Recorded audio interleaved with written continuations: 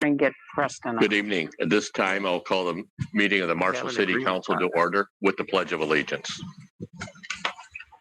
I pledge allegiance to the flag of the United States of America and to the republic for which it stands, one nation under God, indivisible, with liberty and justice for all. Good evening again. The council continues to meet under the current COVID guidelines, so a portion of the council is connected by distance. I will ask City Clerk Kyle Box to take the roll. Mayor Burns. Here. Craig Schaefer. Craig Schaefer. Steve Meister. Here. Don Edblum. Here. John DeCramer.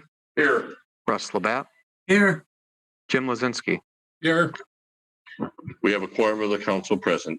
We have an agenda before us. Are there any changes to that agenda this evening? If not, we'll operate under that agenda and move to agenda item number 2, which would be to consider the approval of the minutes of the regular meeting that was held on March 9th, 2021. The council does have the minutes of that meeting. Are there any corrections to note at this time? I make a motion to approve. Second. Motion by Jim, seconded by Don to approve the minutes as they have been presented. We'll move to a vote. Kyle, would you take the vote? Mayor Burns. Yes. Steve Meister. Yes. Don Edblum. Yeah. John DeCramer. Yes. Russ Labatt. Yes. Jim Lazinski. Yes. And the motion passes. We'll move then to the public hearings. The first public hearing is agenda item number 3. This is a public hearing on the resolution that would approve the street reconstruction plan and giving preliminary approval to the issuance of street reconstruction bonds. From our finance department, I'll call on Annette Storm to conduct this public hearing. Unless Sharon, you have any comments? Annette? Good evening, Mayor and Council. The first public hearing is in regards to the street reconstruction bond. Council is to consider the 5-year street reconstruction plan and give preliminary approval to issue street reconstruction bonds to finance the North First Street project and James Avenue reconstruct and storm outfall project with a maximum principal amount of $2 million. The bond issuance is subject to a reverse referendum clause and must be approved by a vote of 2/3 of the council present. If there's any questions or anything, I'll be happy to answer them. Okay, we'll open up for questions. Thank you, Annette. Questions? Would you clarify the 2/3 present? I believe, I'm not sure if Council Member Schaefer is able to join us yet. So we would have to have approval of at least 2/3 of anyone present. Okay, thank you. Any input as part of the public hearing? If not, is there a motion to close the public hearing? So make the motion. Motion by John, seconded by Jim to close the public hearing. Discussion? If not, we'll move to a vote. Mayor Burns. Yes. Steve Meister. Yes. Don Edblum. Don, Don, you're muted. Yeah. John DeCramer, Yes. Russ Labatt, Yes. Jim Lozinski. Yes. And the motion does pass. No other action on that than that before we move to agenda item number 4. So agenda item number 4 would be to consider the resolution approving the property tax abatement to finance certain public improvement projects in the city. Mr. What- Mayor, there's 2 action items. We do need to approve the resolution. Pardon me. Going back to the previous agenda item, there's a motion to close the public hearing, and then we'll need a motion to approve the resolution. Thank you for that clarification. On agenda item number 3, we do have the resolution to approve the street reconstruction plan and giving preliminary approval to the issuance of the street reconstruction bonds. Are there any questions about that resolution? I will move the resolution. Second. Motion by John, seconded by Jim. Discussion? If not, we'll move to a vote. Kyle? Mayor Burns, Yes. Steve Meister, Yes. Don Edblum, Yeah. John DeCramer, Yes. Russ Labatt, Yes. Jim Lozinski. Yes. And the motion passes. Now we'll move to agenda item number 4, which is to consider the resolution approving the property tax abatement to finance certain public improvement projects in the city. And once again, Annette. Thank you, Mayor. So the abatement public hearing, Kyle, if you will go to page 24. I just want to note there was a last minute change to remove some parcels that were no longer needed. The very top section, the black per se, is what is being deleted, and then everything in the red is what will be included with the approval of this resolution. So council is considering granting a tax abatement to finance the construction of the new restroom facility at Patriot Park. Max issue authority is $275,000, but with recent project costs being known, this amount will become less before council does a final approval of the bond sale. Just a simple majority is needed for this approval. Okay, thank you. And we'll note for the record that Councilmember Schaefer is back, joining the meeting. As part of this public hearing, any input as part of the public hearing? Annette, I have a quick question. So when we get closer to this project, the amount we're going to approve is what the amount of the project, probably plus the cost of the bond, correct? That is correct. Okay, thank you. Any other questions or input? If not, is there a motion to close the public hearing? So moved. Second.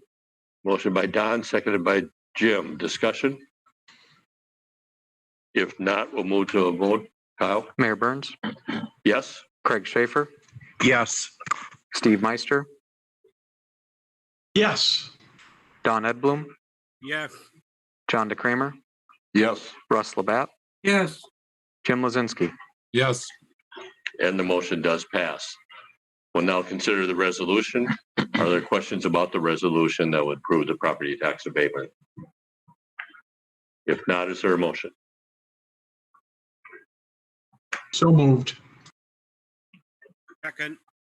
Motion by Steve, seconded by Don. Discussion? If there's no discussion, we'll move to a vote. Kyle? Mayor Burns, Yes? Craig Schaefer, Yes. Steve Meister, Yes. Don Edblum, Yes. John DeCramer, Yes. Russ Labatt, No. Jim Lozinski. Yes. Motion passes. And then the third public hearing is to consider the resolution adopting the 5-year capital improvement plan and authorizing the issuance of the bond. Annette, are you going to start with this? Yes. Thank you, Mayor.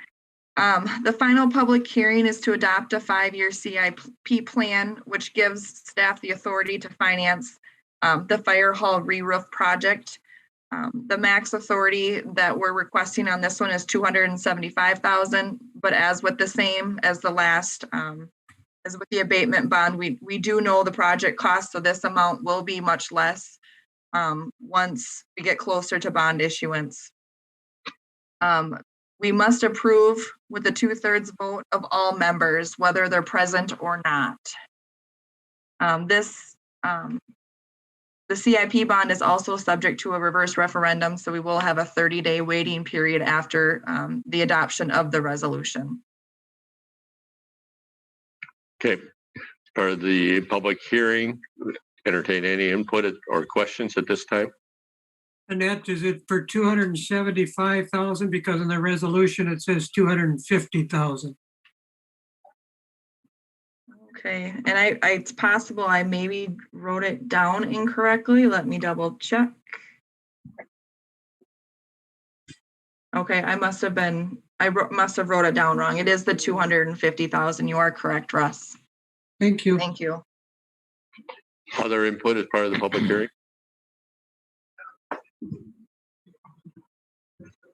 If not, is there a motion to close the public hearing? So I'll moved. move. Motion by John, seconded by Jim. Discussion?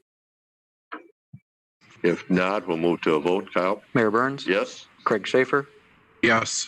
Steve Meister, Yes. John Edblum, Yeah.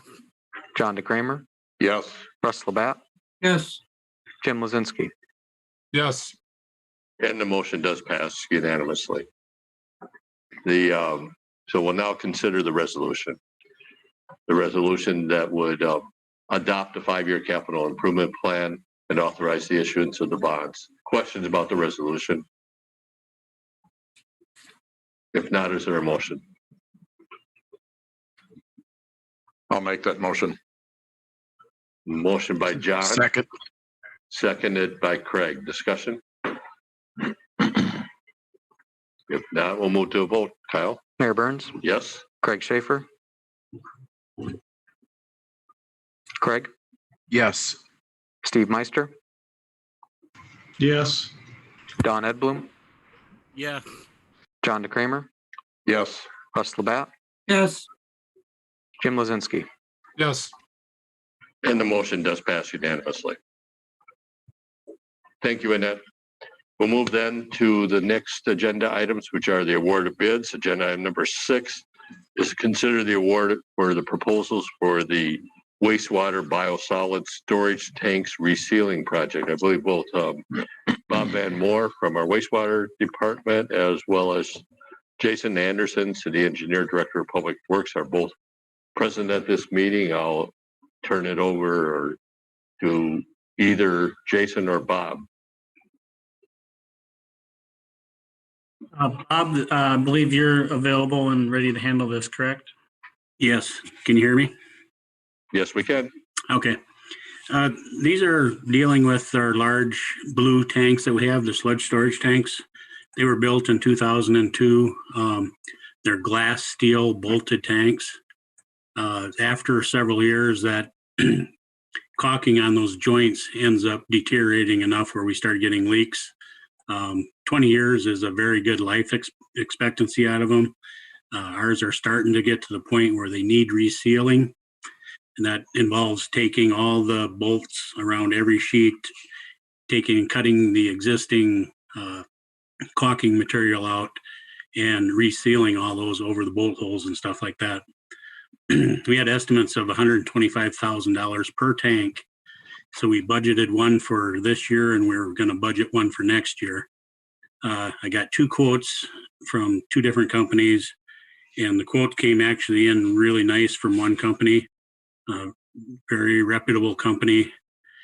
So I'm proposing that instead of doing a 2-year project out of this, we could do them both in the same year, save quite a bit of money by doing it that way. So that's kind of what we're looking at. Along with this, there is anodes in each tank, which prevents corrosion. Those are designed to actually eat away and be sacrificial so the tanks don't rust. Those are in very poor condition, so we'd be replacing those again. Virtually have not spent much money at all on these tanks over the past 20 years. So it's going to be a very good project. We should get another 20 years out of them with very minimal maintenance if we do these projects.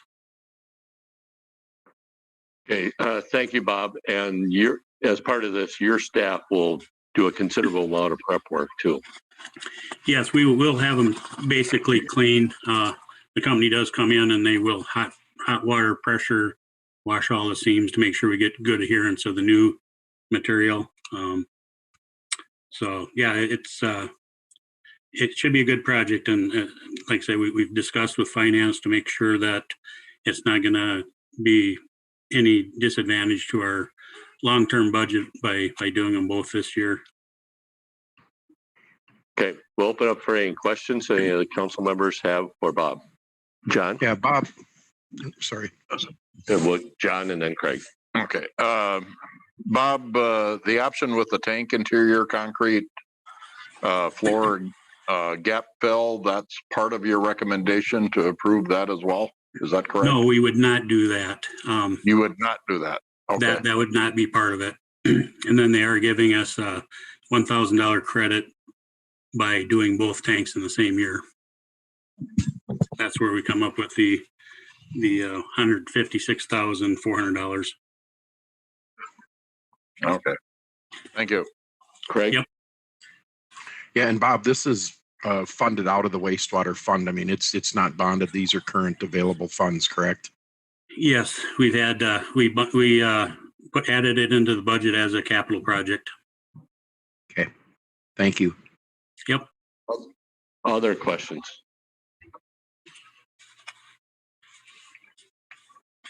If not, you have the recommendation. Is there a motion? I move the recommendation. Motion by Steve, seconded by Craig. Discussion? If not, we'll move to a vote. Kyle? Mayor Burns, Yes? Craig Schaefer, Yes. Steve Meister, Yes. John Edblum, Yes. John DeCramer, Yes. Russ Labatt, yes, Jim Lozinski. Yes, And the motion passes. Agenda item number 7, consider the proposal for the wastewater sanitary manhole sealing and relining project.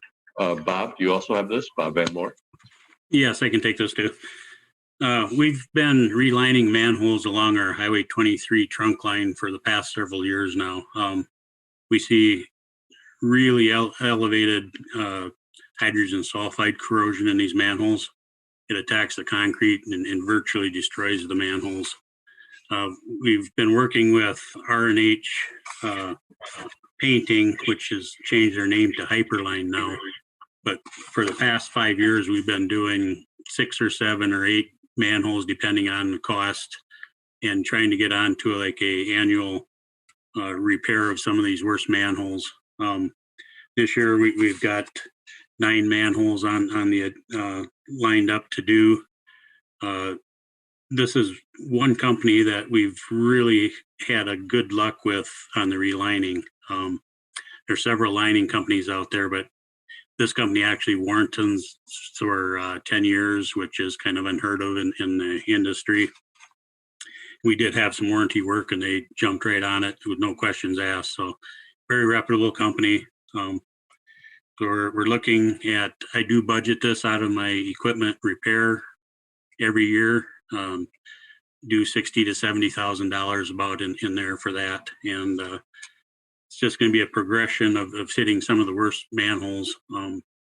Along with this, they also grout them and stop the leaking in them. So that helps with our I&I and flow coming into the sanitary sewer. So just wanted to, being it's this high of a quote, I wanted to make sure that council is aware of it and we can proceed with it. Okay, thanks, Bob. Questions? Yeah, Mr. Mayor. Go ahead, Craig, and then Jim.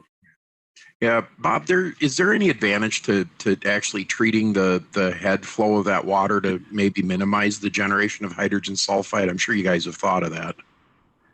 Yeah, it's an issue. It's extremely expensive chemical addition. You have to have feed points and maintain it, and it's pretty much impractical to do it. The lower flow lines seem to cause more hydrogen sulfide production. So this trunk line being as big as it is and as long of a run it is to get to the lift station, it's just a very good candidate for it. But we could be easily spending over $100,000 a year in chemical costs annually Sure. to try stop the corrosion. Now, as the development furthers out on the south part of town, that flow in that trunk will pick up too, won't it? That will certainly help. Yes, definitely. Okay. All right. Thanks. Yep. And these manhole chimneys are really quite deep. Yes, there's a lot of these are upwards of 20, 25 feet deep. Some of them are.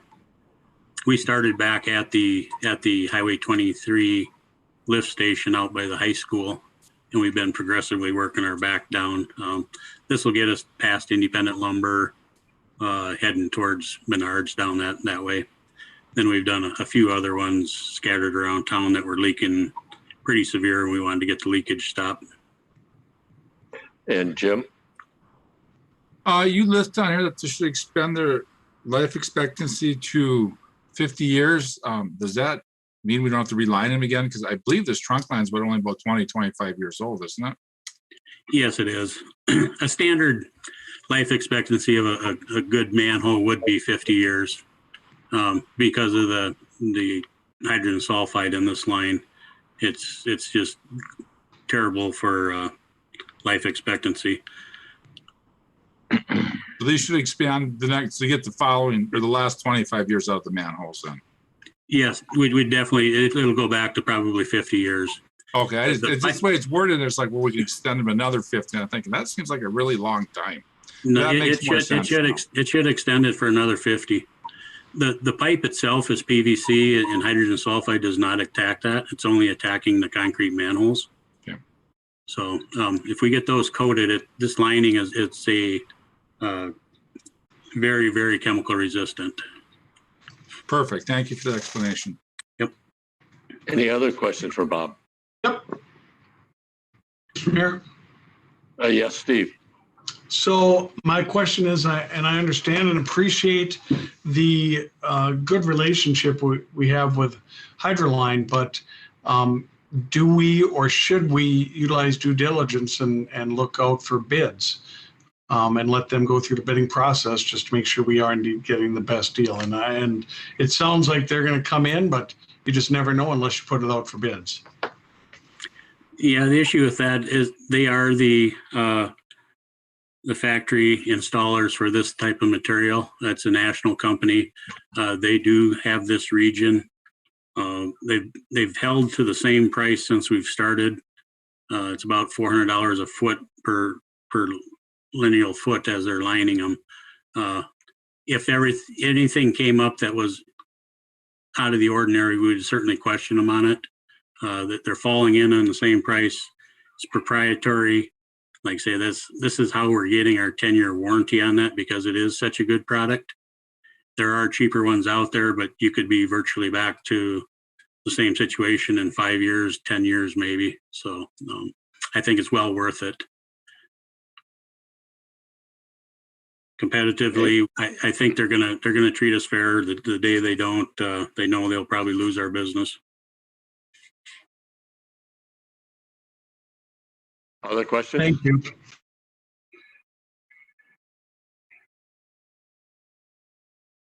There's no other questions. You do have a recommendation. What is the wishes of the council? I I'll move make the a motion to recommendation. approve. Okay, who made the motion?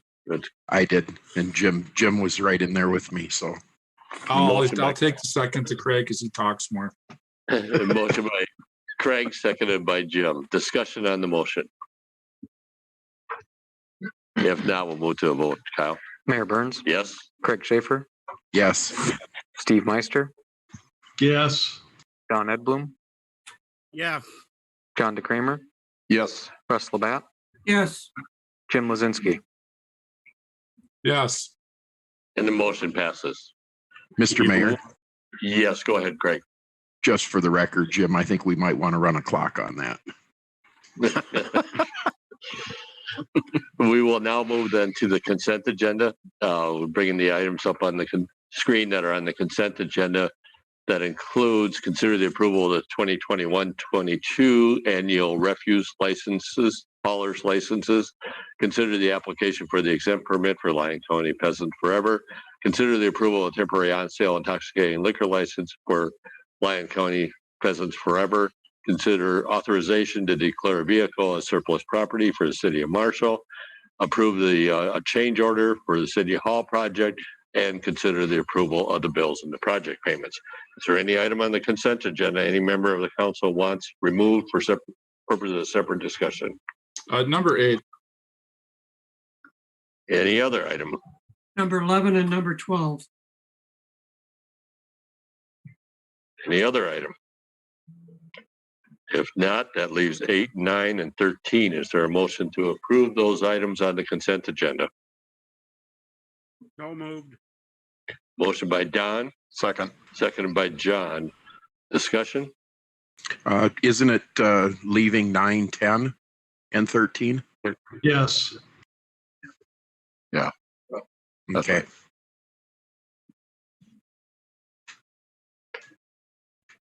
Other items? If not, we'll move to a vote. Mayor Burns, Yes? Craig Schaefer, Yes. Steve Meister, Yes. Don Edblum, Yes. John DeCramer, Yes. Russ Labatt, Yes, Jim Lozinski. Yes. And the motion does pass. So the remaining items on the consent agenda, 9. Jim, were you, or 8, excuse me. Jim? The only question I have is it reads in here is that the hauler should have a tight packed vehicle for garbage and refuse. Could we maybe mention to our haulers, and I won't name who it is, there's actually 2 of them. There's junk blown out of their trucks all over town. I don't know if we can somehow enforce that, but I followed a garbage truck about a week ago, and I think most of his garbage ended up on the road. So it was kind of frustrating when I read this. It's like, they're not tight packed. There's garbage blowing out of them.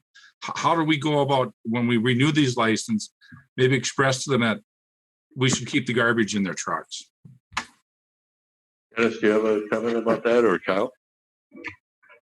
I can certainly make contact with all the license holders when I issue them their annual licenses to make sure that they are following the ordinance as it is written in the code book. Well, And that's actually a state violation too. If they violate that, they have to have a tight and covered or sealed load. That's actually intentional littering. Right. So I would, with all due respect to Councilmember Lozinski, if you see something, say something and turn it in, because otherwise we are responsible. It just leaves there's a mess, and who picks it up? Okay. Anything else, Jim, on that? No, I'll make a motion to approve. Motion by Jim, Second. seconded by Craig. Discussion? If not, we'll move to a vote. Kyle? Mayor Burns, Yes? Craig Schaefer, Yes. Steve Meister, Yes. Don Edblum, Yes. John DeCramer, Yes. Russ Labatt, yes, Jim Lozinski. Yes. And motion passes. Then agenda item number 11, consider authorization to declare vehicles as surplus property for city of Marshall. yes, Mr. Mayor, thank you. I see in the on the memo that we have, if it's not auctioned on the online site, will be taken to alters. Instead of we take it to alters, is it possible to put it on the city auction site? I don't know how many miles are on this vehicle, but 15 years old, it might make a good second car for somebody around town. Just an idea, instead of disposing it at alters.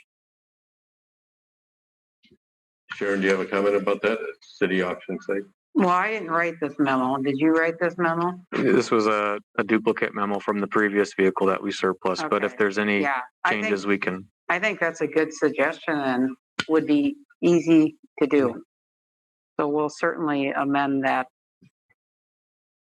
memo, or, whatever you approve for a motion, we'll do as dictated. Okay. Russ? With that change, I'll make a motion to approve. Second. Motion by Russ, seconded by Steve. Discussion? Mr. Mayor, Yes, Don? The price for car bodying at Alters went down today, so maybe this would be a good move. Any other discussion on the motion? If not, Kyle, would you take the vote? Mayor Burns, Yes? Craig Schaefer, Yes. Steve Meister, Yes. Don Edblum, Yeah, John DeCramer, Yes. Russ Labatt, yes, Jim Lozinski. Yes. And the motion does pass. Agenda item number 12 is the change order for the City Hall project. Russ? thank you, Mr. Mayor. With due respect to my fellow committee members, I would like to pull letter F off of this change order request and bring it back for discussion with the engineer, thereby changing this change order to $14,080. And if there's no objections, I'll make that a motion to approve. Okay, that motion's been made. Is there a second to that motion? I will second that motion because I know Russ and I chatted about this afterwards, and there were several items on this change order that also got pulled before this. So I think that's good for us to have another discussion. Thank you, Russ. Okay. I'll second that on, motion. Yep. Motion by Russ, seconded by Jim. Now discussion on that motion.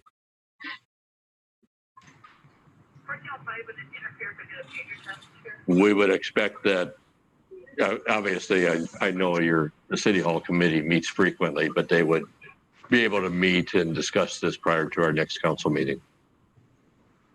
Mayor, the City Hall committee will probably meet the week before our next council meeting. You're correct. So it'll either be back up at the next meeting or something else was worked out with the contractor. Sounds good. Thank you, Jim. Other discussion on the motion? If not, we'll move to a vote. Kyle? Mayor Burns, Yes? Craig Schaefer, Yes. Steve Meister, Yes. John Edblum, yeah, John DeCramer, Yes. Russ Labatt, Yes, Jim Lozinski. Yes. And the motion passes. We'll move then to agenda item number 14, the Independence Park Trail Project. We have a resolution of support to apply for the Minnesota DNR Outdoor Recreation Grant. With us tonight is Preston Stintrude from our Parks Department. Welcome, Preston. Thank you, Mayor and Council. Tonight we're looking for just council support to apply for a grant through the DNR. It is a up to a $250,000 grant that would require 50% matching funds. So the city would be match up to 250, and then anything over that would be on the city's expense also. But basically what this would be doing is taking out all the existing asphalt trails in Independence Park. I think there's about 7,500 linear feet. Getting everything shaped and graded to ADA standards, putting base underneath the proposed replacement of with concrete. Right now there's no base. All the tar was laid right on top of the sod or black dirt. And that's kind of what's led to the problem we have today. We feel that it's, we know that it needs to be replaced, and if we can get a good chunk of money in grant dollars to help coordinate that, we think it's a good fit and it'd be a good project for the park. We've done a lot of other upgrades out there, and this is kind of the most efficient part of the park, in my opinion. If we do get the grant, we would bring the grant back to City Council to accept, and at which time we would have more details on exact plans, specs, project estimates, and stuff like that. We're looking at submittal by next Wednesday. It's a 22-page grant. We pretty much have it finished up. We're just waiting on review from Scott and Sharon. And then we'll be ready to submit. And I believe it's a July, they would release the award. And then projects can start in October. And the grant money would have to be used by June of 2023. So we'd have some time to coordinate this. There's a couple other projects that engineering has brought up that might do with some pond reconstruction on that south end, that little sediment pond way down by Highway 23. But we'd bring further details once we know more at a later time.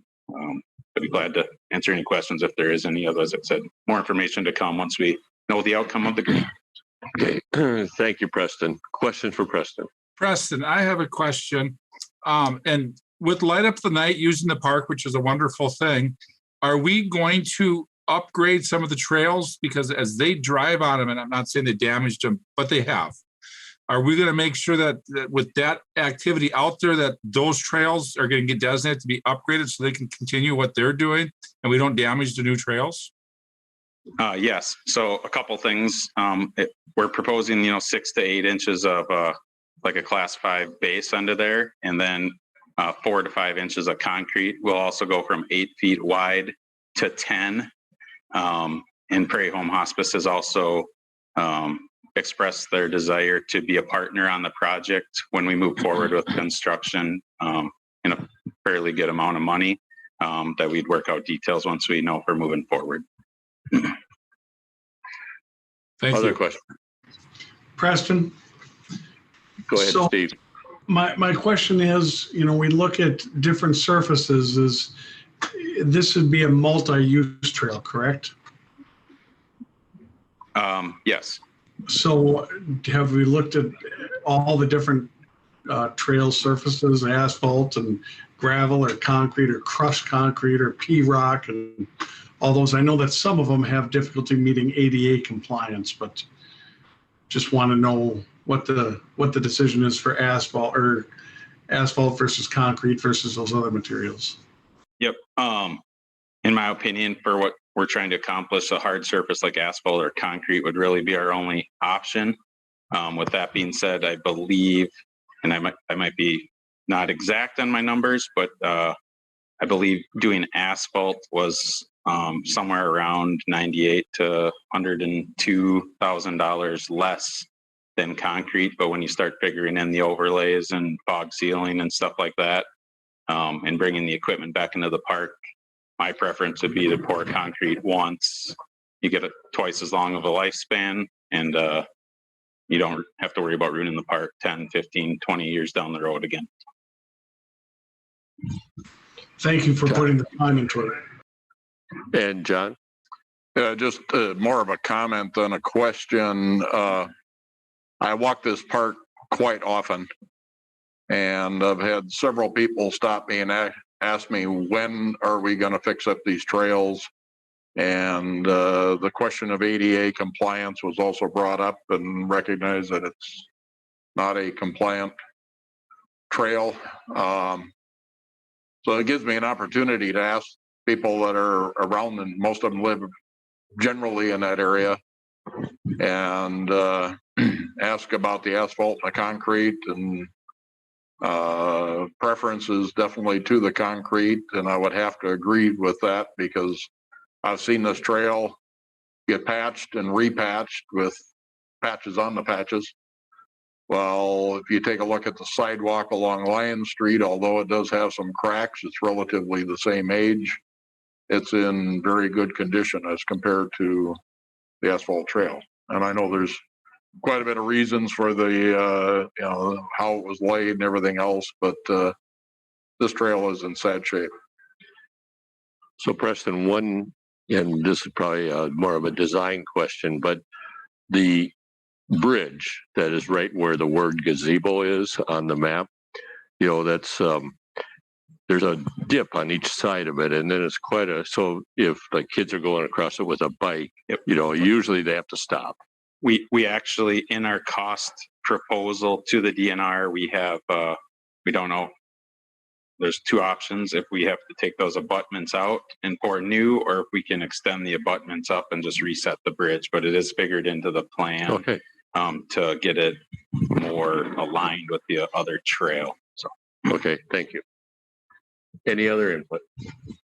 Mr. Mayor, just a question. I see in the memo that if we are indeed awarded this grant, we'll have the use of reserves. Do we have enough money in reserves to do this in 2021? And Preston, do we have an overall projection of overall cost? Is it $1 million? Is it whatever? Thank you. I'll answer that one, and then I'll let maybe Sharon answer the reserves or the. As of today, we kind of finished up the grant. I think we are at like 666,000. That's including engineering, removal, all the sub base, all replacing everything with concrete.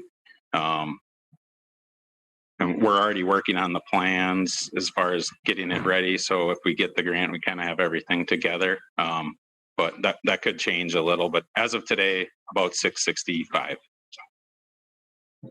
And Sharon. Yeah, we're going to explore financing a little bit more once we know that we've obtained the grant and the city council wants to move forward. If we're looking at possibly initiating this construction this year, we wouldn't have time to do bonding. We've kind of missed that cycle. Although we do not have a completed audit from 2020, we feel comfortable in terms of unspent funds from the 2020 calendar year, which is our fiscal year.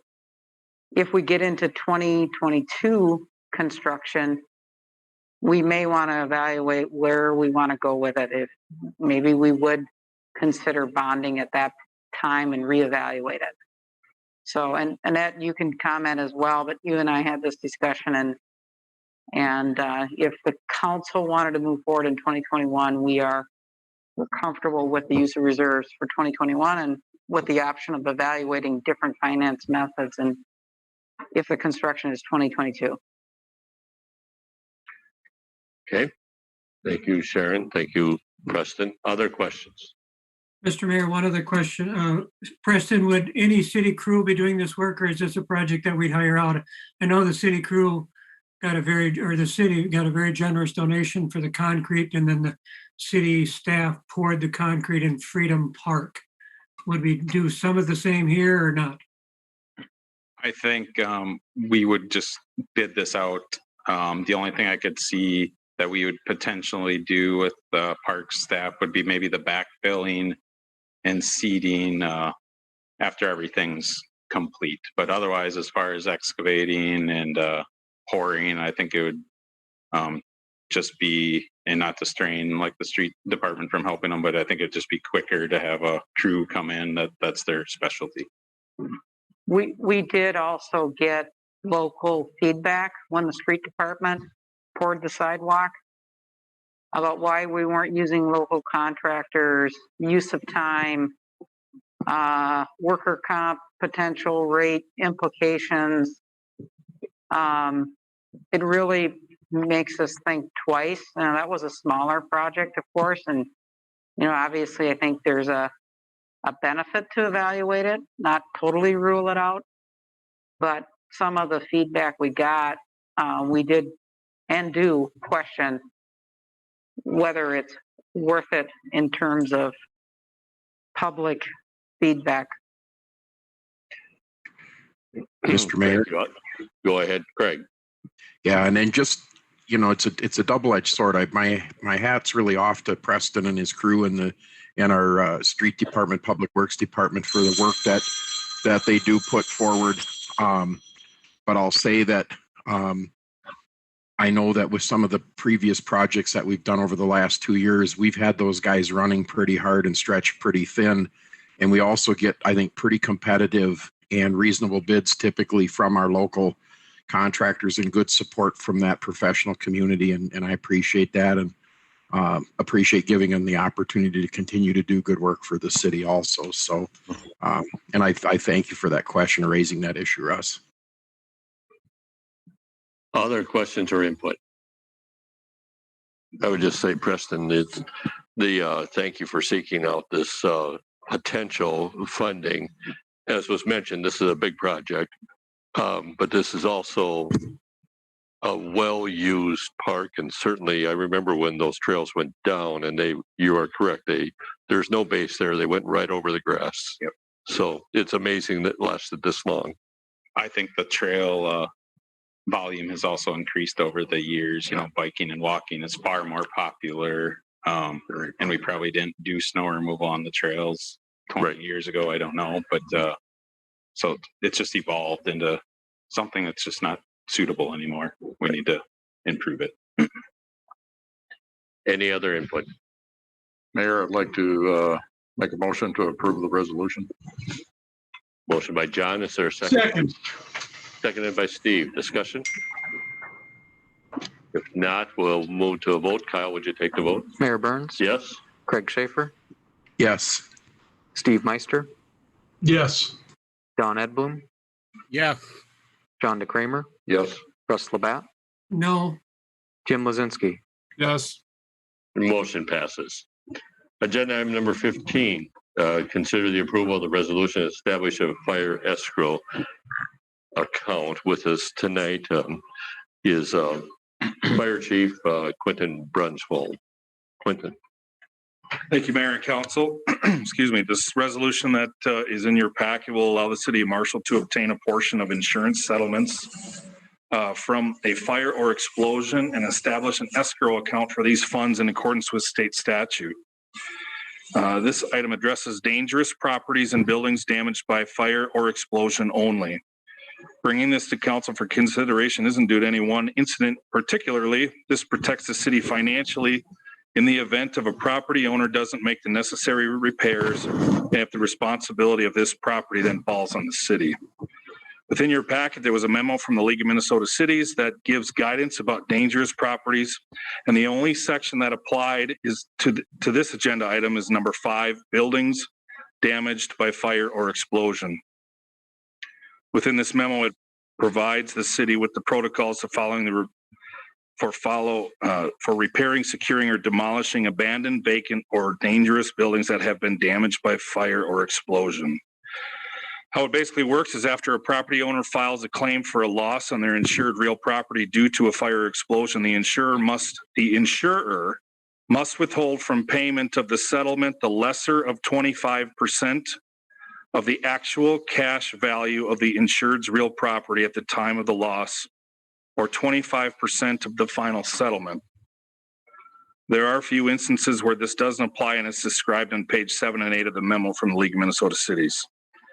If the property owner does not display reasonable proof of repair or demolition within 45 days after the funds were received by the city finance director, the city shall use these funds to secure, repair, or demolish the damaged or destroyed structure and clear the property in question so that the structure and property are in compliance with local code requirements and applicable ordinances.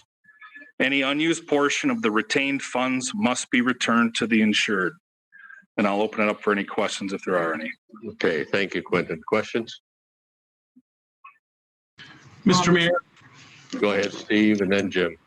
So Quentin, here's my question. I think this is a great idea, but I'm thinking about myself. If I've got my insurance settlement coming and 25% goes to the city in this escrow, how do I make sure that the city indeed helps me pay for it, or just say to the insurance company, just pay 75% and the rest of it the city's going to take care of? But then I abdicate responsibility and decision-making to you. Correct. There is a process that's involved, and in the resolution, it kind of describes some of that. The chief building official is authorized to execute an affidavit, basically saying that the property owner is in compliance with the statute, and they can release that funds if you're displaying, once again, reasonable proof of repair or demolition within that timeline. If I'm correct, Dennis, please. You're correct. Okay. So there's a little process that has to happen for that. You know, the chief building official will make that determination, then file an affidavit for that.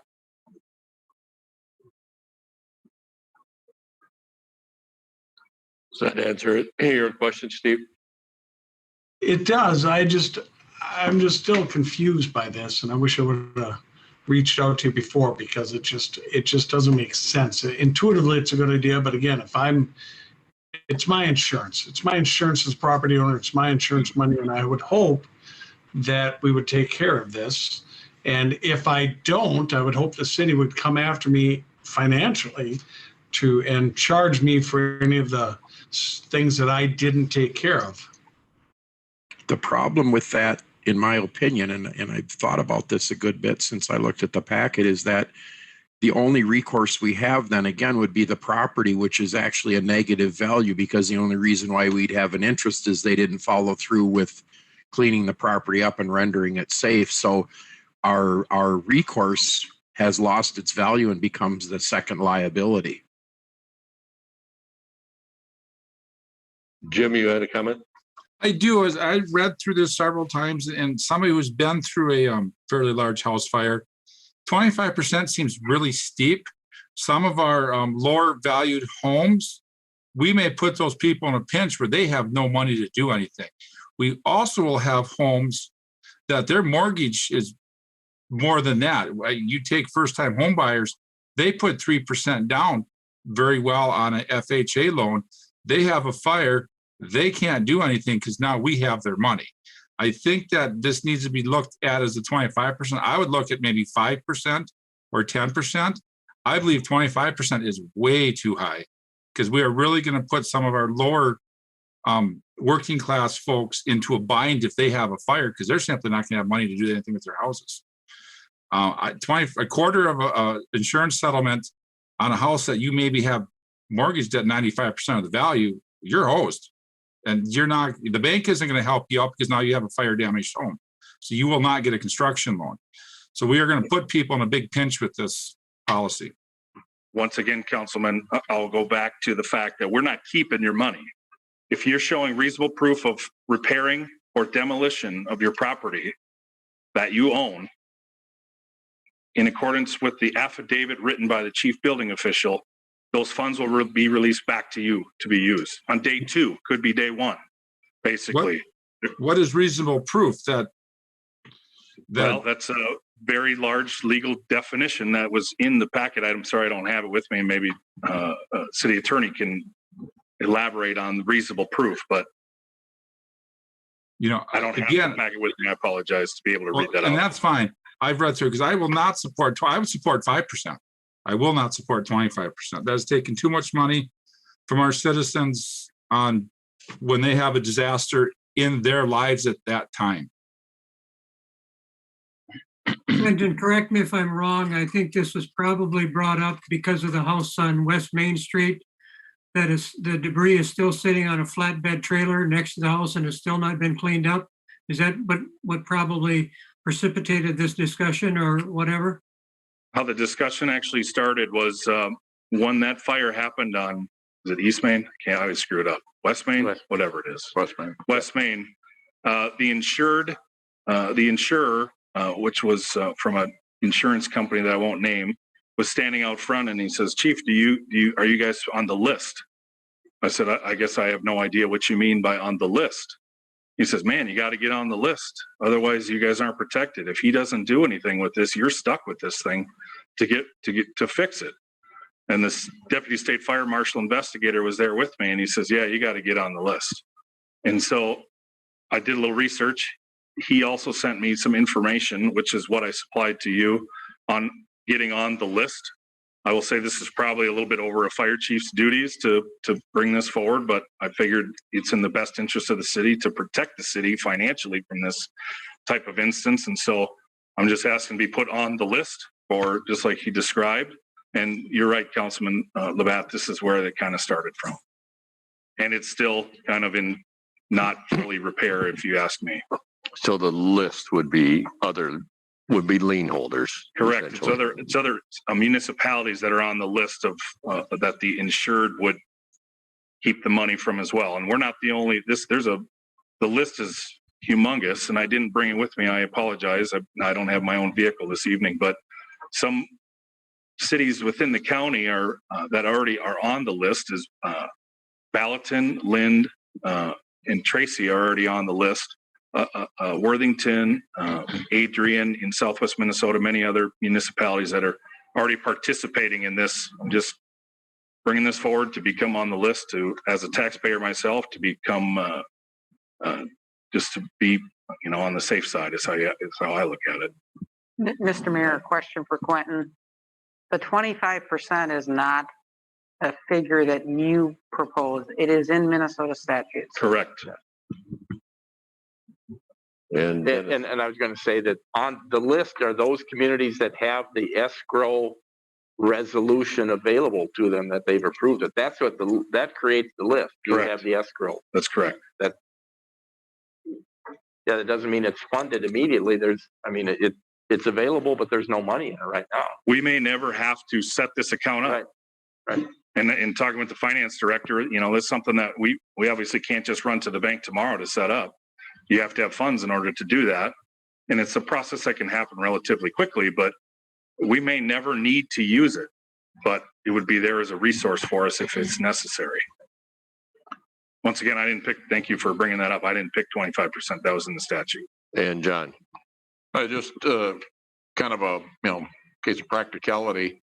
If the 25% was withheld and there were extreme circumstances where there was putting an owner in, financial jeopardy or whatever from that, would it be correct, and I'm looking at our attorney for that answer, and that would it be feasible then that some of that money, it would be at our discretion if some of that could be released out of escrow?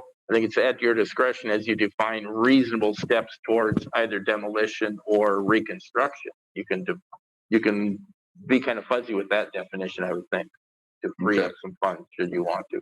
The other part of that, and I hope I'm not interrupting, is like we had talked about in the packet where it sets up where there's instances where this might not apply.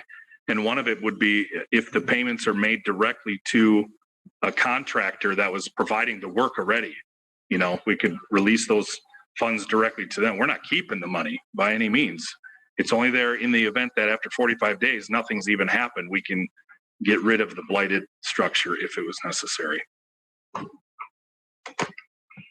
okay, other questions, other discussion?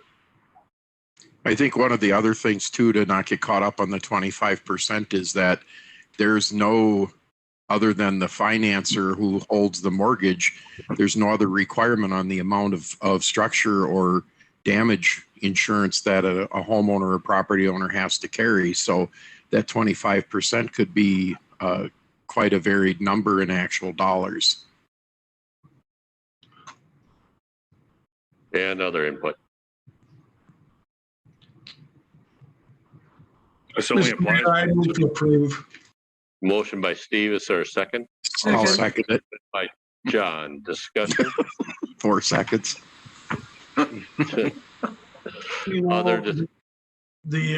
The statutes, Minnesota statute 65A.50 is pretty clear on this, and it does give it, to me, that means we've vetted it out fairly well at the state level. And again, this protects the city. And, sometimes we have to vote, in my opinion, put the city above the self.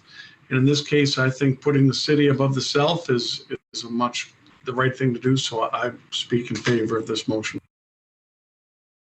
Other discussion on the motion? If not, we'll move to a vote. Kyle? Mayor Burns? Yes. Craig Schaefer? Craig? Yes. Steve Are you Meister? getting me? Yes. Don Edblum? Yeah. John DeCramer? Yes. Russ Labatt? Yes. Jim Lozinski? No. And the motion does pass.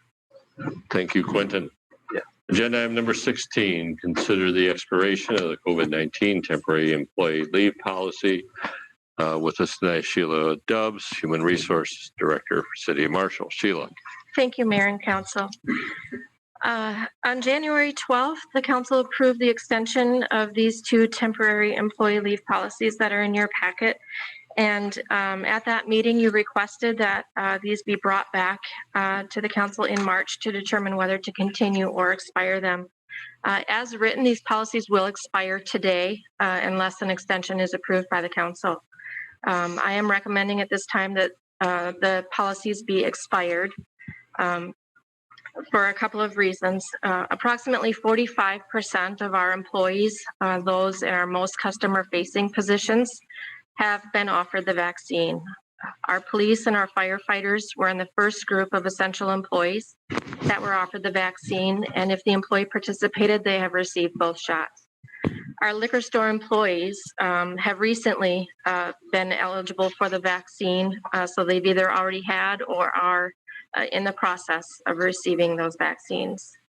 Some other employees in our other departments have also already had an opportunity to become vaccinated, either due to age or other health factors for themselves or their family members. Additionally, per President Biden's orders, all governors in the United States have been ordered to make all adults eligible for the vaccine effective on May 1st. And so if that plan rolls out as anticipated by May 30th, all of our employees who elect to have the vaccine, as well as the general public over age 18, will have had an opportunity to become fully vaccinated. The utilization of the employee paid sick leave and the EFMLAs with the city has declined since January. We've had a total of 6 employees impacted by COVID since January 1st. And of those, only 3 of the employees needed to utilize the emergency paid sick leave, and none of the employees have needed to utilize the emergency FMLA. In order to protect both the health and the safety of our customers and our employees, we have continued to be proactive with our employees who are ill or exposed or otherwise impacted by COVID. So when the COVID began, as well as now, full-time employees are permitted to use their sick leave accruals in the event of a school or a daycare closing due to COVID. Staff do intend to continue this practice during the pandemic unless it's otherwise directed by the council. So at this time, if the council desires to expire the policies, no further action is required this evening. If the policies do expire, the full-time employees will be required to utilize their available sick leave or their other accruals for absences related to COVID. Part-time employees will be required to take unpaid leave for absences related to COVID. However, if the council desires to extend the policies, I do recommend no other language changes occur. We would need to determine an expiration date that the council desires, and then by law, I'm required to administer this still in accordance with both the Families First Coronavirus Relief Act and now the newest American Rescue Plan Act. So staff are recommending expiration, but I would entertain any questions from the council. Thank you, Sheila, for your work on this. Thank you for your recommendation. Council has the recommendation. Is there anyone who wants to speak in favor of taking action, which would be to extend? No action, as Sheila explained, would allow it to expire.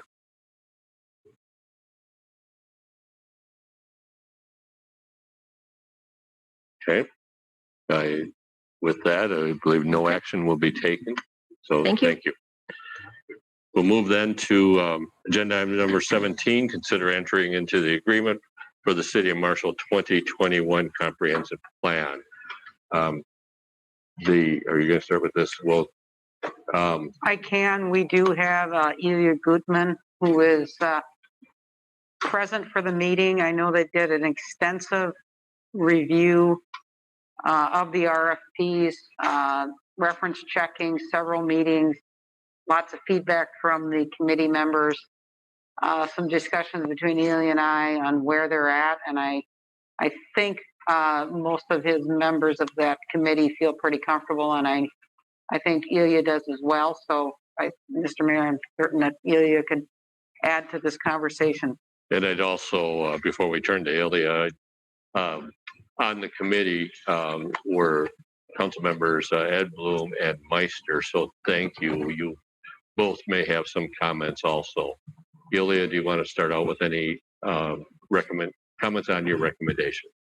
Thank you, Mayor Council. So in November, the City Council authorized advertisement for a request for proposal for the new Marshall Comprehensive Plan. It was posted city website, social media, and on the League of Minnesota City website. In January, the council established a review committee for the proposals, and it was established. There were 7 members, 2 council members, as the mayor has mentioned, 1 planning commission member, 1 EDA board member, 1 chamber of commerce representative, and 2 staff members. We received proposals in February, beginning of February, February 3rd. There were 5 proposals, and they're all listed in the memo. At this time, only the names of the firms is the public knowledge. The committee met several times, and it was, I can state, it was a very difficult decision. The first committee met and established the scoring sheet, and the first step was to score it without consideration of the cost. So the first scoring of all 5 proposals was based purely on the technical issues, meaning how much it was covered, what was included, and so on. After all proposals were scored, 1 proposal was found outside of the reasonable acceptance, and after that the costs were included. Again, it happened that practically all costs were very, very similar. The decision was to try to limit it to 2 firms to make it easier. And after 2 firms were selected, there was now scoring round, and the finalist, the final SRF consulting group was selected for the recommendation to the council. I want to repeat that out of 5 proposals, 4 were extremely close in coverage and qualifications of the proposals and the firms that will be doing that thing. When the request for proposal was issued, it included several provisions to give the city more flexibility. So what happened is that the proposal asked for a base bid, and several parts of the typical comprehensive plan should have been included as add-on or deduct alternates. So the proposal that you have is for base bid, and you can see that there was the rest of the comprehensive plan suggestions were bid separately. As I said, I just want to repeat one more time, it was very, very difficult to pick the firm for recommendation. Just want to get back into the history a little bit, that the last complete comprehensive plan at Marshall was done in '96. It was partially updated in 2004, and it's really getting old. We are very much behind, really. We have one of the oldest comprehensive plan among the comparable cities.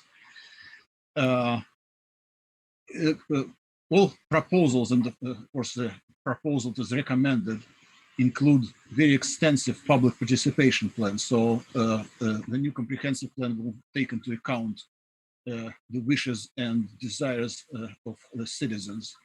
Of course, the city has changed significantly in the last 20-25 years. The recommendation is to accept the proposal in the amount as listed, and also authorize the staff to enter into contract negotiation. Again, the request for proposal allowed for some flexibility. So we asked for another $5,000 to allow the staff to negotiate some additional meetings or make some meetings in person rather than remote, and maybe ask for at least one of the additional services to be included. And I can take the questions now. Thank you, Ilya. Don or Steve, do you have any, on behalf of the committee making the recommendations, do you have any comments you want to make?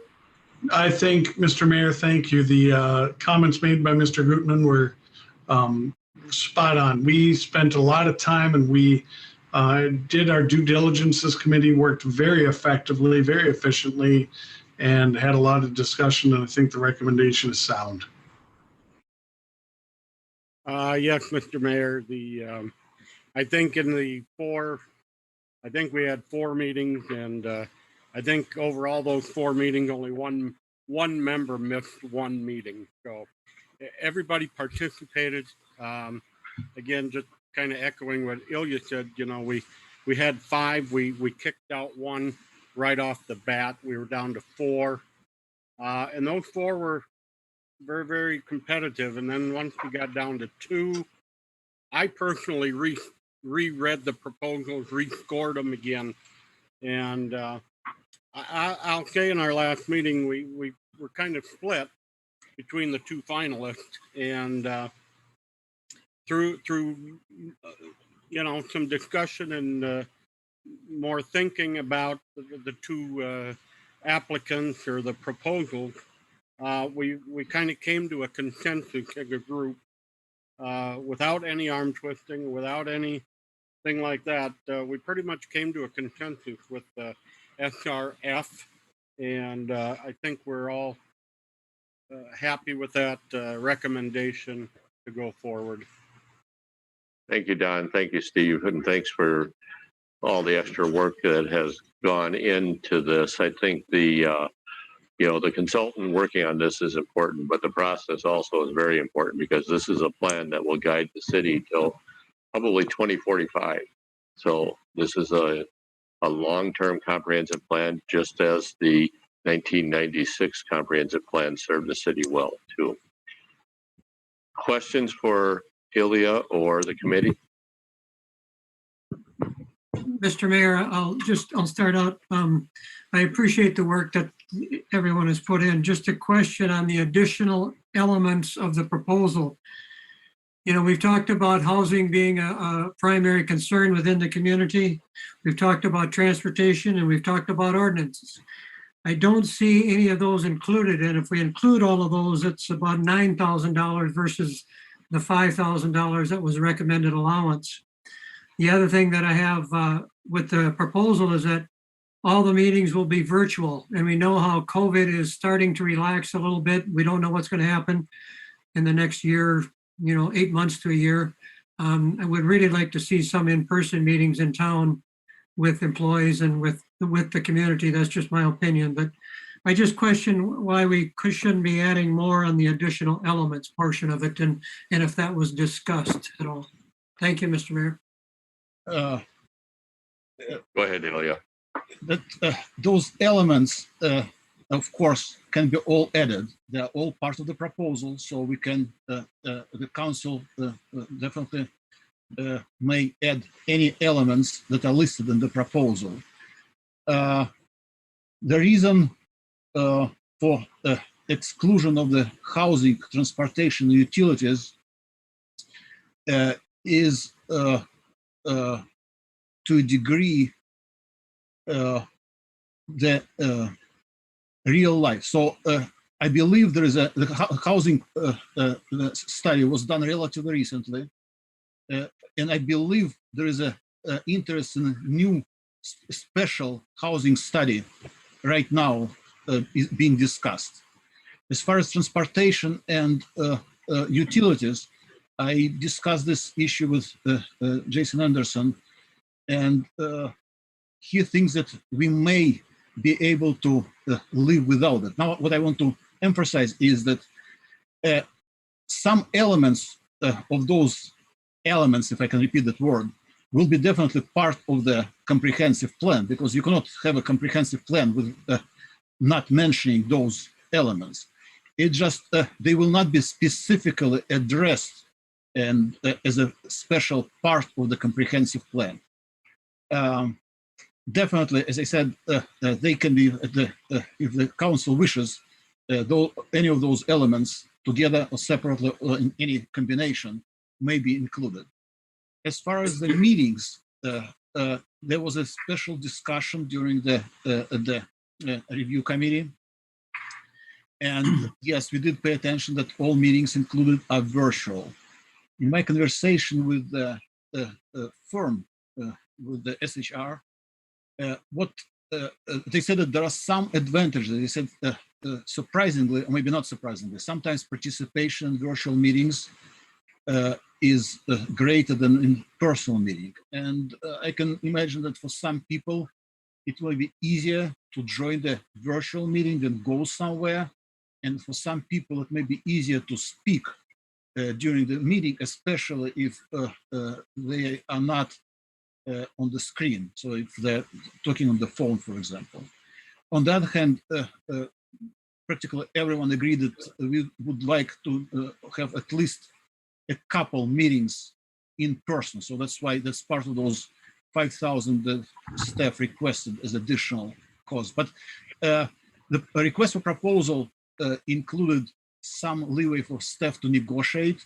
So it's also kind of on the plate. We will definitely try to negotiate with the SHR, and we'll see what will transpire from that thing. I believe Sharon has a comment too, but I'd also say that the comprehensive plan should have the completed plan should have a long shelf life, whereas there's some of the other components that really have, if I could use the term shelf life, have much shorter shelf life. Using the example of housing, that changes every few years and certainly would not be accurate for the full 25-year shelf life of the comprehensive plan. Sharon? Yeah, just for the benefit of the council and Ilya and the specific questions of the housing study, we have secured grant funding from Southwest Initiative Foundation to update that study from 2015. We do believe it needs to be updated. We have economic development requests for assistance in housing. We have done that prior, of course, in 2018, where we issued a tax increment financing assistance. We need the backing of some updated data on housing to really validate that going forward. As the mayor suggested, the data does change. So just an update on that. We are securing funds and a provider to update the housing study. Other input or questions? One last thing, Mr. Mayor, on page 22 of their proposal, when it says community survey, they said they would do it Facebook, Twitter, etc., and Nextdoor. They did not mention the community or our city website. Maybe that could be added when they partake that community survey. Absolutely. Sure. Any other input? Good suggestion.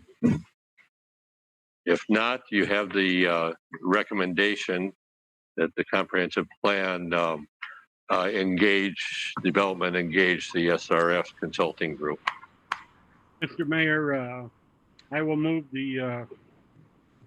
to approve the comp plan proposal from SRF Consulting Group, and move that staff do the final negotiation on the type of meeting and what's added into the plan and what's not added into the plan. All good units are leaving the scene in back service. Motion by Don, seconded by Steve. Did you second that? I'll second it. Seconded by Steve. Discussion? If not, Kyle, would you take the vote? Mayor Burns, Yes. Craig Schaefer, Yes. Steve Meister, Yes. Don Edblum, Yeah. John DeCramer, Yes. Russ Labatt, Yes. Jim Lozinski. Yes. And the motion does pass. We'll move then to the next agenda item. This would be to consider the agreement on the transfer of the airport federal entitlement funds and authorize the execution of the filing of the appropriate FAA form. So, Jason, this is a matter of designating the available funds available through FAA for the appropriate project planning. So, Jason Anderson, Director of Public Works, City Engineer. Thank you, Mayor. As noted in the memo, our airport receives $150,000 annually in FAA entitlement funding. We can bank those funds for up to 4 years, resulting in a total of $600,000. We will have that amount reached this year. If we do not transfer some of the funds, they will expire. So this presentation is about reaching out to council here to gain that approval to do a transfer with an agreement to have the funds transferred back in a later year. What we would propose to spend the money on is something we can talk about tonight as well. Listed quite prominently in our airport CIP is the construction of a new snow removal equipment and maintenance equipment building. Our existing space is not large enough to house all of our equipment. Currently, we're using our existing space and 3 T-hanger spaces in addition to that. And also, we've recently started allowing Enterprise to use some of our maintenance building space as a wash bay for rental cars in an effort to help satisfy their needs at the airport. So by constructing a new building in Air Park East, we'd be opening up 3 T-hanger spaces back to rent, and we would be better accommodating Enterprise's wash bay needs and being able to tie that up with long-term lease. And we may be able to rent some of our existing maintenance building space if we build a building that's large enough. So getting to a point where we're ready to build that maintenance building while securing funding and meeting numerous FAA and state aeronautics processes will take many years. John Peterson of TKDA, our airport consultant, has put together a pretty nice summary of financing and project timeline in the packet. To follow through with this plan, we'll need to complete a scoping study to identify allowable funding splits for MnDOT and FAA. That work would be proposed to be completed in 2021. The project design would be proposed for 2022 and construction for 2023. All of that would be contingent upon the financing falling into place when we make application to the state and FAA. And that would be all part of the work that TKDA would help us do. For 2021 scoping work, it should be noted that we'll also need to enter into a contract with TKDA to complete that work. We're estimating at this time $30,000, but that has yet to be determined. We need to work that out with TKDA. To summarize the overall funding scenario for what we're talking about here, it's estimated at this time that we'll need $990,000 in federal funding. That's the FAA entitlement dollars that we're talking about today. We'll need $320,500 in state aeronautics funding and $269,500 in local funding. So to make this all happen and accommodate this funding need, the city will need to transfer our FAA entitlement funds over a 2-year period, $150,000 this year, which we're talking about today, and $150,000 next year to another airport that's in need of funds. That'll ensure that our entitlements do not expire, and then those entitlements will be paid back to us at a later date by agreement for us to turn around and use on our project and put more federal funding towards our project. So today, there's 2 recommendations. One would be to authorize the execution of an agreement between our city and Dodge Center for the transfer and repayment of entitlement funds. And the other recommendation is to authorize the execution of FAA Form 5100-110 to authorize the transfer of our funds. So this is kind of a lot of information, but I can take some questions, and I know John Peterson from TKDA is also online to help us out with his expertise. Thank you. Okay, thank you, Jason. And this, just for, I think everyone's aware, the source of these funds are aviation fuel tax. So, questions for either Jason or Mr. Peterson? Mr. Mayor and Jason, I just have one question. It's kind of for my knowledge and for the public. Is there a chance we could lose these funds if we transfer them? I mean, what is the risk factor? Well, we will be entering into an agreement with Dodge Center, which should bind them to pay us back. John, are you online, and do you want to help address that question? Yeah, I'm here. The only way that could happen is if the FAA decided not to fund the airport improvement program, which has never happened. So If Dodge Center did not get their entitlements in 2022, that would be the only risk, that they don't come back. I don't foresee that happening, though. It's never happened. The AIP has been in place since the late 80s. So if you couldn't hear John very well, John, your audio was pretty low, but John was saying that it would be very unlikely that that would happen. For that to happen, Dodge Center would have to not get their entitlements in that given year, meaning the whole AIP program would have to be essentially shut down or reduced. And in that event, they may not have the money to pay us. But otherwise, they should be getting that money on time, and he would fully expect that they would, and they would be able to turn around and give that to us. Mr. Mayor? Go ahead, Craig. Yeah, and if I heard you right, Jason, early in your presentation, if we don't move this or spend the money now, after this year, we're maxed out anyway. We're at our 600,000 and couldn't bank any anyway. So it makes sense for us to share our funds now for future repay in order to maintain that annual input into the account, correct? That's correct. And this whole transferring process is fairly common. It does happen as a cooperative effort between airports to fund projects.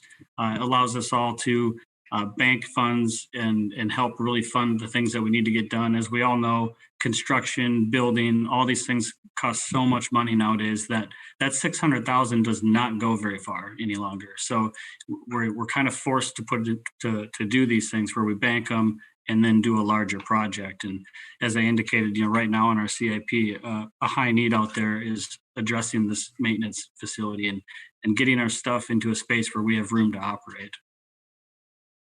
And then also, if I look at it too, by filing the FAA forms 5100-110, that's an acknowledgement that the FAA also knows and endorses the fact that we're doing this. I believe that's correct. John, do you want to speak to that? Yeah, that's correct. From the FAA's point, the funds are one way. So that's why there's two pieces to the puzzle. That's the entitlement transfer form, which is one way, that just goes to Dodge Center. And then in the year that they're going to transfer those back, which is planned for 2023 per the agreement, they will execute the similar form to transfer their funds back to the city of Marshall. Other questions? Can we move both recommendations together, or do they need to be separate? Let's take them one at a time. So the first recommendation is to transfer to Dodge Center. I move the recommendation to transfer the funds to Dodge Center. Motion by Craig, seconded by Jim. Discussion? If not, Kyle, will you take the vote? Mayor Burns? Yes. Craig Schaefer? Yes. Steve Meister? Yes. Don Edblum? Yeah. John DeCramer? Yes. Russ Labatt? Yes. Jim Lozinski? Yes. And the motion passes. And then the second action would be the filing of the FAA Form 5100. I would move that. I move. Second. Motion by Steve, seconded by Craig. Discussion? If not, Kyle? Mayor Burns? Yes. Craig Schaefer? Yes. Steve Meister? Yes. Don Edblum? Yeah. John DeCramer? Yes. Russ Labatt? Yes. Jim Lozinski? Yes. The motion passes. Thank you. Thank you, Mr. Peterson, also. We'll move then to agenda item number 19, which would be to approve the members of the 150th anniversary committee for the city of Marshall. And this is a core committee, recognizing that there'll be many other volunteer opportunities for individuals to become involved in this important process, recognizing the 150 years of city of Marshall. And of course, that 150 years is in 2022, so the planning really needs to begin in earnest in 2021. Sharon? Mr. Mayor and Council, the community services staff did secure some volunteers from the community. We also, of course, have listed city staff support to help propel some momentum behind the celebration. I did note that we do have approximately 18,000 in reserves, which was originally dedicated to the Whitney Statue Fund and was not entirely utilized. So this could be seed money for this particular project. We did leave the council member name blank. We do have a recommendation. We know that this is a mayor council decision, but we think council member Russ Labatt would be a good person to fill this slot, just from work in the Sounds of Summer and other projects within the community. But I will also add, we're willing to take on and maybe need additional volunteers from the community, and it's really up to the mayor if he wants to add additional council members as well. So I will leave it at that and have you, Mr. Mayor, bring forth the action. So I would recommend that the community members be as listed, be appointed, and also I would entertain any volunteers in addition to this, as well as any volunteer or volunteers from the city council. And I would then offer that as a recommendation to the council and entertain a motion to affirm that recommendation.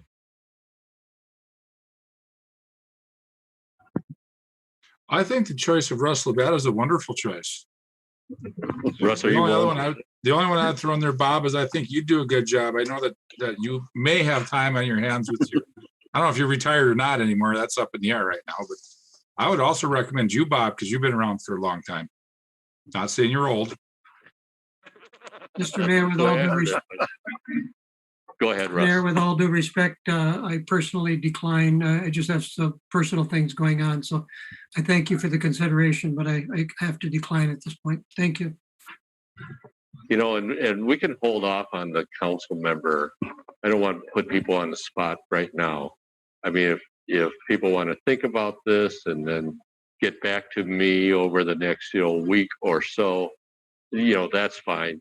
But I think the action to bring forward this evening would be to appoint the community members as well as the city staff support. So that's really the recommendation that I'm making. I move approval on the appointments as listed and for council member to be named later. Second. Motion by Craig, seconded by Steve. Discussion? If not, we'll move to a vote. Kyle? Mayor Burns, Yes? Craig Schaefer, Yes. Steve Meister, Steve, Yes. Yes. Don Edblum, Yeah. John DeCramer, Yes. Russ Labatt, Yes, Jim Lozinski. Yes. And the motion passes. And once again, council, if you have additional thoughts on this and if you're interested in participating in this planning, please give me a ring over the next or contact me over the next week or so. We'll move on then to agenda item number 20, Commission Board Liaison Reports. Actually, I don't have a report this evening. So we'll move to your end, Craig.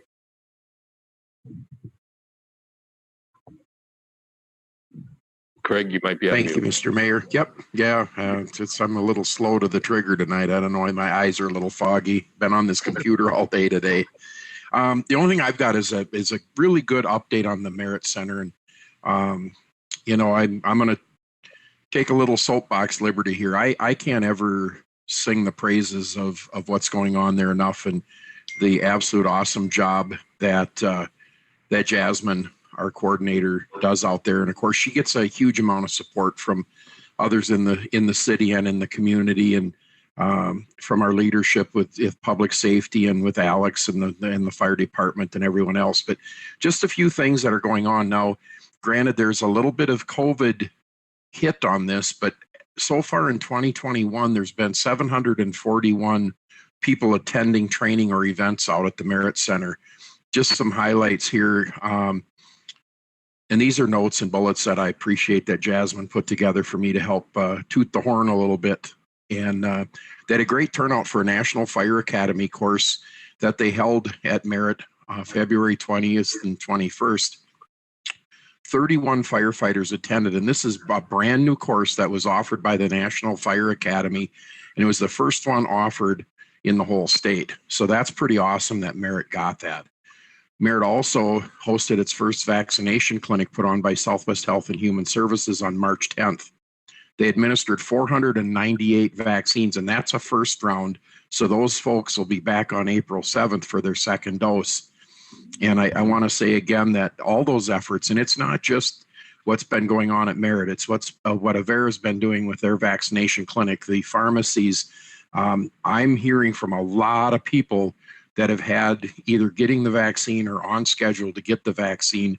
And, you know, I'm not going to take any of Dr. Meister's wind away from this at all. But, you know, this is the key for the community, is for us to get people vaccinated so that we can get a comfort in getting back to what I believe is more of a normal life and get our community and our citizens opened back up and getting back to being a warm community again that can actually go out and take place. So there was a lot of good feedback on that March 10th. I know that I have family and coworkers that actually were able to go, and the feedback on how that vaccine clinic ran out at Merritt was exceptional. Everybody was just absolutely ecstatic about how good it was.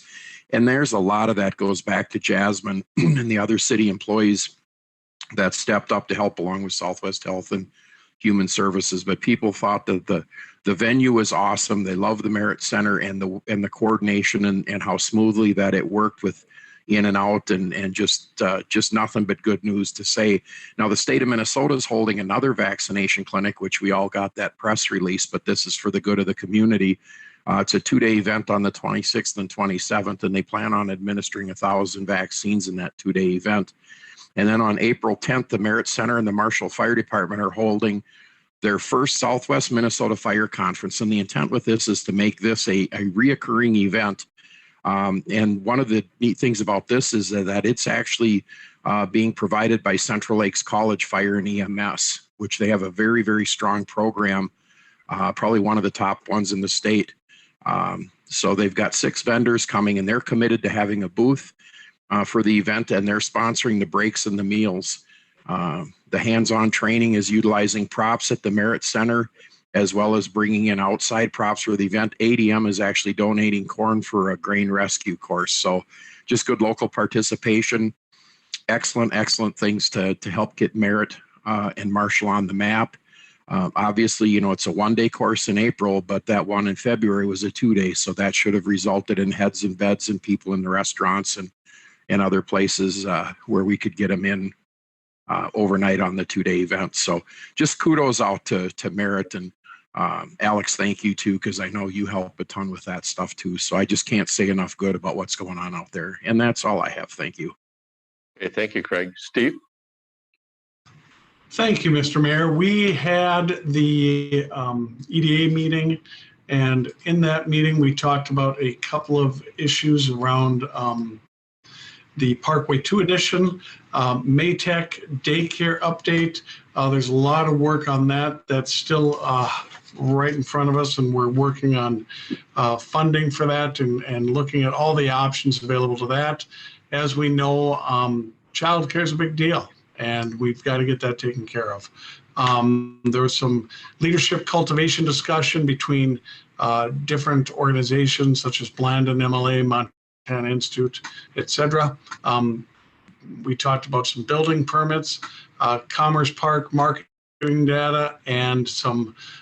We were made aware that there is some information, or there's some information on possible development and developers coming in, possibly, and that's about it. I'll let Councilman Kramer talk about any further. I'm really impressed with Lauren Deitz and her work on the EDA. I think she's doing a great job and brings a lot to this community, and is really going to get us to where we need to go when people start acting normal again.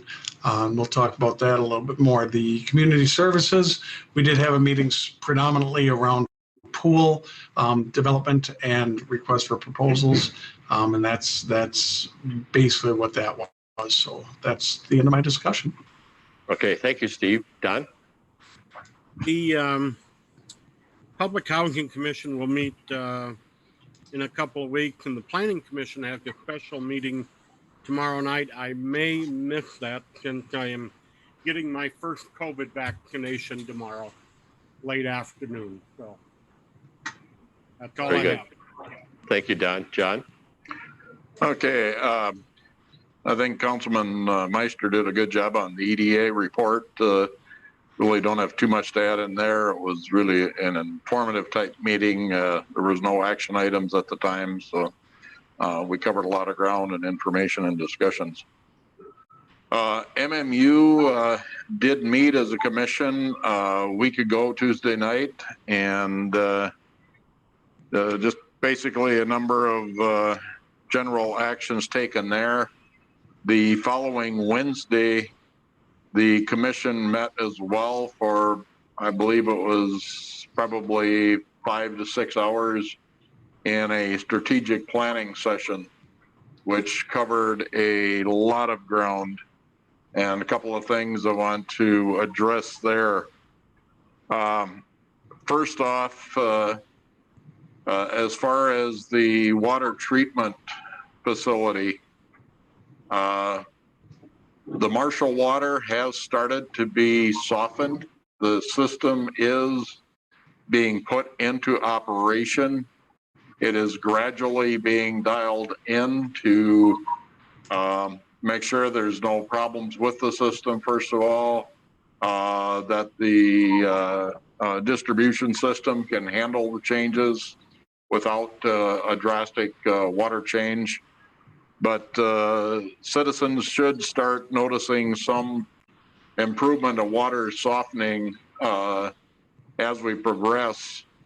As far as working with the public to reduce the settings on your water softener, MMU is suggesting holding off on that until possibly June timeframe. They want to make sure they have everything operational, that they can hold the number that they have as a target, and really set the parameters up as far as operation of the plant.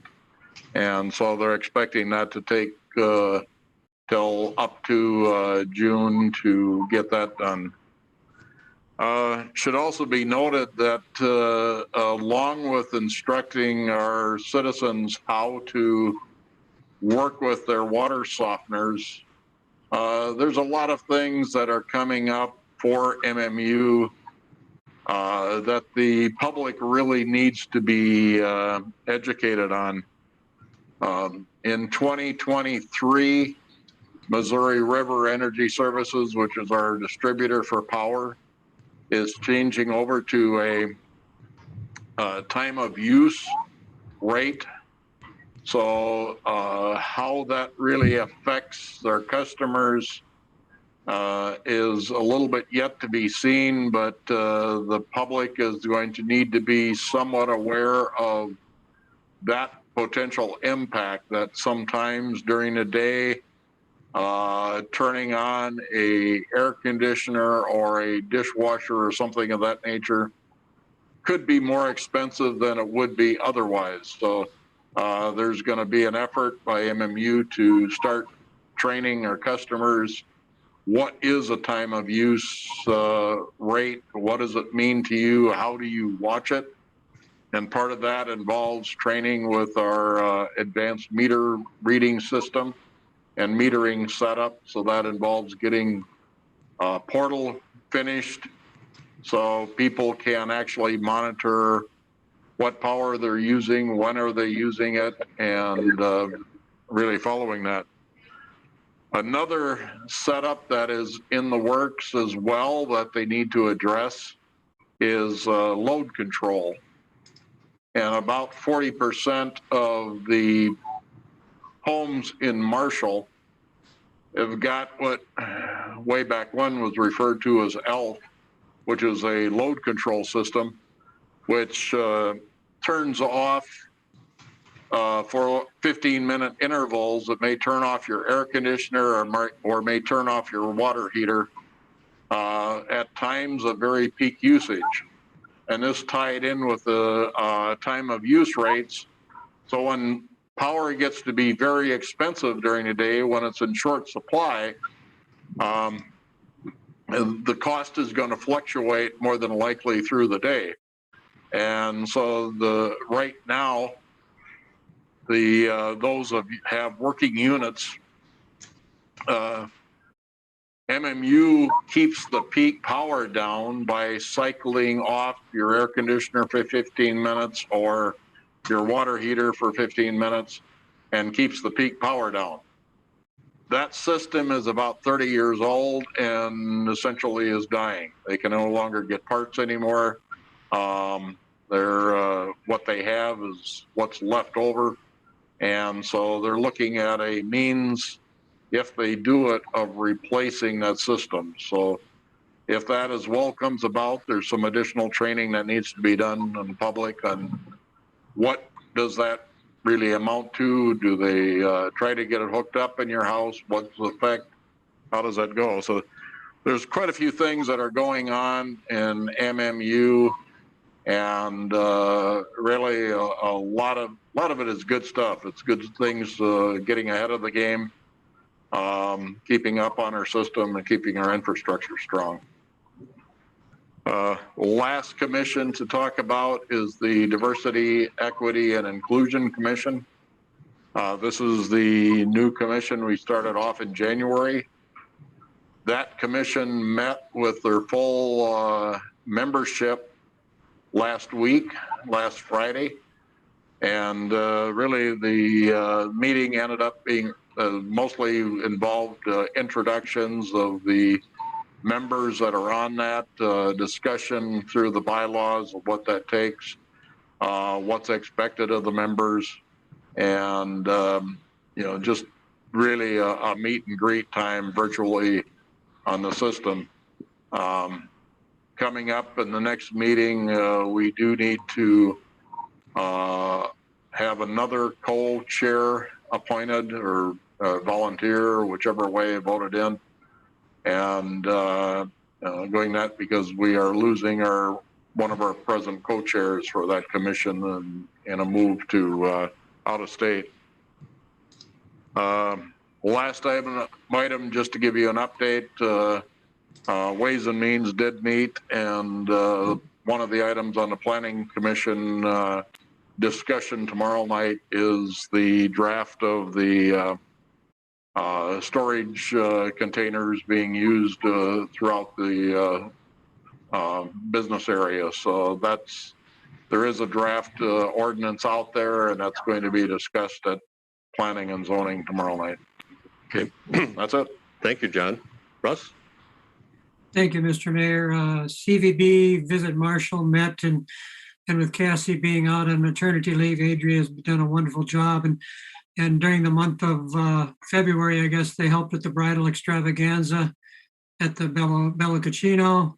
They also continue to hold traveling trivia, which continues to be a success. They held it in Applebee's in March, and their plan is to hold it at the Marshall Golf Club at the April 22nd. As we know, the Ice Dogs will be here. They've added some additional games through April 3rd. Last weekend, I believe the Red Baron Arena Expo sponsored and held a curling tournament with 8 teams signed up, and that was a one-day event from all day Saturday. The Marshall Radio Home Show is scheduled for April 24th and 25th. That's all I have, Mr. Mayor. Thank you. Okay, thank you, Russ. And Jim? I just have a short comments here. City Hall Committee did meet. We did action on the small change order. There's a couple more items on that change order that we are working with the contractor on. We have preliminary questions on the space next to City Hall where the hotel used to be. Probably from this point forward, I'll refer to it as a pocket park.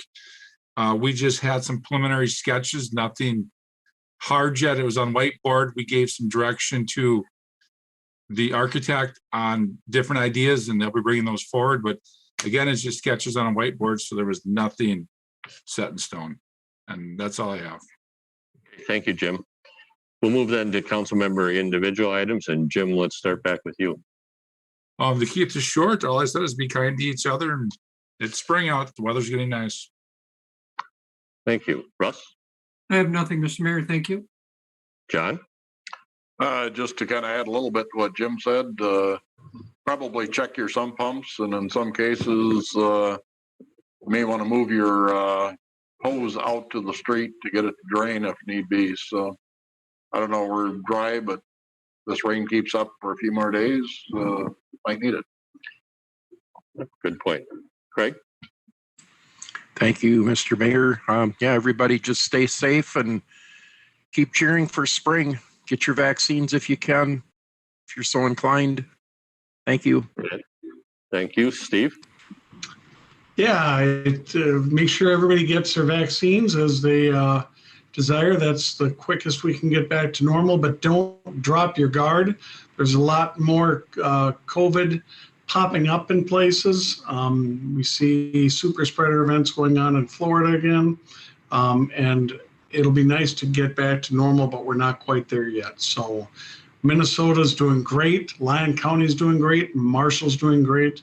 Let's keep it up. Wash your hands, social distance, wear your masks. That's it.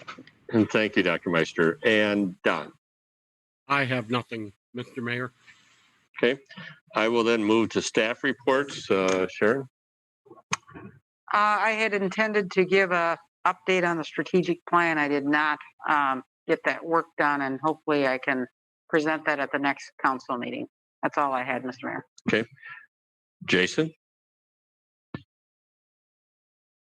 Thank you, Mayor. A few items. Councilman Schaefer mentioned the Merit Center. I'd just note that our Assistant City Engineer, Jesse Dean's been working with the Concrete Paving Association of Minnesota with some items. We had a few questions we were working through, and kind of came out of the conversation that we could probably end up hosting a training down here at the Merit Center. So that would be good to bring some people in out there. That might happen this fall, so we'll keep working on that. Jason, is there any chance that they'd want to do some demo paving for us out there? Yeah, we're going to try to work that in. I think if we can visit some of our concrete streets and find some repairs and maybe do them, that'd be great. But maybe those trails at Independence Park. Yeah. Yeah. Well, there will be a field visit, so we will get to go look at some of our pavements. So we'll see how that goes. But I think that it's very likely that we'll end up hosting a training here, so that'll be great. As Councilman DeCramer noted, the water treatment project is coming along and being rolled online over time. And by June, as the councilman noted, we'll be fully online with that project. And sometime, I would say in the next month or two, we'll be putting together the information to send out some public notices, probably with utility bills, when we're ready to tell people how to make sure that they get their softeners adjusted and help us get that compliance on our wastewater end. So we'll be working on that. North First Street project is tentatively scheduled to begin the second week of April. Our contractor's talking about getting in that soon. So weather depending, we'll see how that goes, but it could be a mid-April start on that project, which would be great. The James Camden and Golf Course project, right now our contractor is talking about the first or second week of June. I think the first week of June, but we'll see how that goes. They've got a schedule to uphold on their own end before they can get here, so that's also dependent. The Merritt Outfall project, which is the hangover project from last year, our contractor moved in some pipe, I believe today, out at the Merritt Center, so they're getting ready to get going early there, which is also good.